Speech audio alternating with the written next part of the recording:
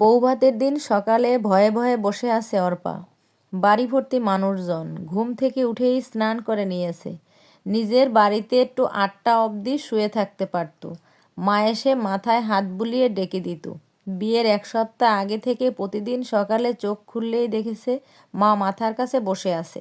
একদিন তো মাথায় হাত বোলাতে বোলাতে বলেই ফেলেছিল, এই সেদিন তোকে কোলে নিয়ে হসপিটাল থেকে বাড়ি এলাম, সারা রাত জেগে থাকতে হতো। সকালে যখনই একটু ঘুমানোর চেষ্টা করতাম তোর অমনি ঘুম ভেঙে যেত। আর সেই তুই কিনা কদিন পর শ্বশুরবাড়ি চলে যাবি। কথাগুলো মাকে অনেকক্ষণ জড়িয়ে ধরেছিলাম। ও হ্যাঁ, হঠাৎ সকাল থেকে মায়ের কথা মনে পড়ছে।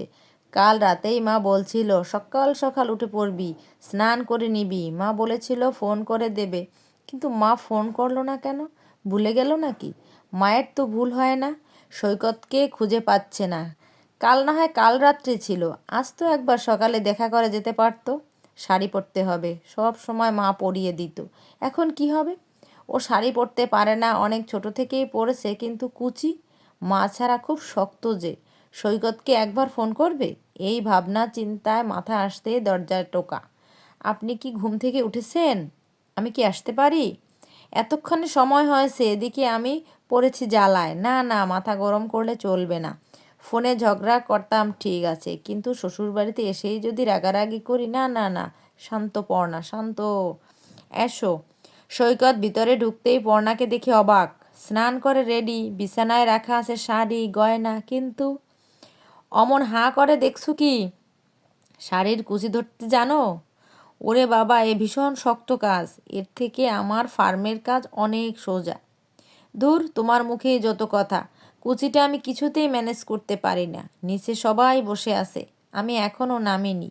কী ভাববে সবাই? সেটা তো আমি জানি না। মানে আমি তো অন্তর্যামী নই যে মানুষের মনের কথা বুঝতে পারবো। মাঝে মাঝে তোমার কথাই বুঝতে পারি না। কি কি বললে? না না, আমি আমার পারফিউম চিরুনি এইসব জিনিস নেওয়ার জন্য এলাম। তাতেই নিচে সবাই বলছে বউকে এক রাত দেখতে না পেয়ে মন উতলা গো আমাদের ছেলেটার। তাহলে কাউকে পাঠিয়ে দিতেই পারতে, আমি দিয়ে দিতাম। আমি তো চিনি সব। সেটা তুমি জানো, আমি জানি। সবাইকে ডেকে ডেকে জানানোর কি দরকার? তুমি যাও তো, কোনো কাজের নয়। দিদিরাও কেউ নেই আশপাশে? সবাই রান্নাঘরে কী সব করছে। আচ্ছা, আমি দেখছি। সৈকত নিচে চলে গেল। পর্ণা পড়ল মহা বিপদে। শাড়ি পরতে পারলেও কুচি বিরাট জ্বালা, কিছুতেই ঠিকঠাক হয় না। মাকে দুবার ফোন করলো, মাও ফোন ধরলো না। বেলা গড়িয়ে 10টা, নতুন বউ এখনও নিচে নামেনি। কী ভাববে সবাই? এমন ভাবনা মাথায় আসছে ঠিকই। এমন সময় দরজায় টোকা। এটা যে মায়ের আওয়াজ, মানে শাশুড়ি মা। ঘরে ঢুকেই তিনি দেখলেন পর্ণা এখনও রেডি হয়নি। মুখটা কাচুমাচু করে দাঁড়িয়ে আছে। এই বোধহয় কেঁদে ফেলবে। মনে মনে বোধহয় হেসেই ফেলল মা। তারপরও গুরুগম্ভীরভাবেই বললেন, এখনও রেডি হসনি? পর্ণার মুখ আরও থমথমে হলো। আয় এদিকে দেখি। কুচি ধরে দিতে হবে তাই তো? আগে বললেই তো হতো। বাবাইকে শিখিয়ে নিবি সবসময়, আর আমি কোথায় পাবো আমাকে? হাঁপ ছেড়ে বাঁচল পর্ণা। শাশুড়ি মা থুরি মাম্মামকে জড়িয়ে ধরতে ইচ্ছে হলো। সৈকত যেদিন পর্ণাকে প্রথম ওদের বাড়িতে নিয়ে এসেছিল, সেদিনই পর্ণা সৈকতের মাকে জিজ্ঞাসা করেছিল, আমি তোমায় মাম্মাম বলে ডাকবো? উনি খুশি হয়েছিলেন। নে, এবার হলো। মিষ্টি লাগছে আমার মেয়েটাকে। হ্যাঁ রে, মায়ের কথা মনে পড়ছে নাকি? পর্ণা ঘাড় নাড়ল। উনি পর্ণাকে জড়িয়ে ধরে বললেন, মন খারাপ করিস না মা। প্রথম কিছুদিন একটু মানিয়ে নিতে অসুবিধা হবে, নিজের ঘর, নিজের কাছের মানুষগুলোকে ছেড়ে থাকতে। তারপর দেখবি অভ্যস্ত হয়ে পড়েছিস। আমারও তাই হয়েছিল। আমি বুঝি মা, আমিও তো মা। তোর দিদি যখন চলে গেল আমারও খুব কষ্ট হয়েছিল। জানিস, বাবাই ভ্যা ভ্যা করে কাঁদছিল। চুপি চুপি লেকপুল করবি, দেখবি কেমন লজ্জা পাবে। ওর জামাইবাবু এখনও ওকে রাগায় এই নিয়ে। তাই? এটা আমায় কোনোদিন বলেনি জানো। এটা বললে যদি কেউ রাগায়, তাই বলেনি। এবার চল মা, নিচে চল। অনেক কাজ, হাতে হাতে কিছু জিনিস শিখিয়ে দিই তোকে। তারপর তো আমরা 4 জন, আজকের দিনটা ধকল যাবে। শাশুড়িমা বেরিয়ে যেতে পর্ণা নিজেকে একবার আয়নায় দেখে নিল। বাহ, এই তো মা যেমন সাজিয়ে দিত ঠিক তেমন লাগছে। এবার আর কোনো ভয় নেই। নিচে নামতেই সবাই ঘিরে ধরল। ও মা, ওদিকে যে বেলা গড়িয়ে গেছে, এবার বিভিন্ন আচার অনুষ্ঠানের পালা। ভাত কাপড়ের অনুষ্ঠানে সবাই জড়ো হলো। তারপর বাড়ির বড়দের পাতে ভাত দিতে হবে। খেয়ে উঠেই মেকআপের জন্য বসতে হবে, অনেক কাজ। সৈকতকে আজকে পাঞ্জাবিতে খুব মিষ্টি লাগছে। আর চোখে পর্ণা একবার দেখে নিল সৈকতকে। ভাত কাপড়ের থালা নিয়ে হাজির হলো শাশুড়ি মা। সবাইকে অবাক করে সৈকতের হাতে থালা না দিয়ে থালা দিলেন পর্ণার হাতে। বাড়ির খুব বড়। সৈকতের বাবা এবং সৈকত নিজে অবাক চোখে তাকিয়ে মায়ের দিকে।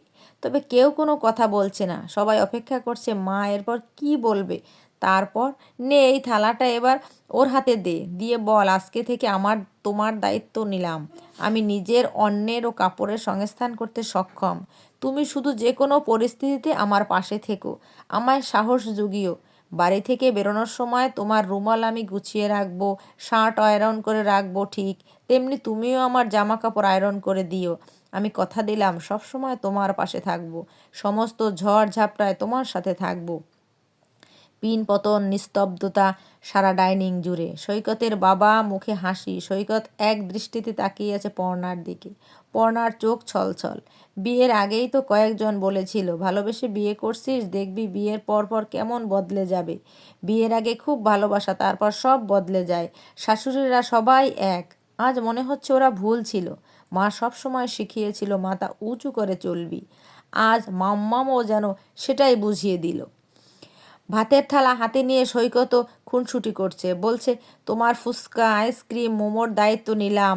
মিডনাইট ম্যাক্সের নেটফ্লিক্স থেকে অ্যামাজন, সাথে হইচই সবই আমার দায়িত্ব। শপিং থেকে সিনেমা হল থেকে রেস্তোরাঁ, সব জায়গায় আমি তোমার পার্টনার।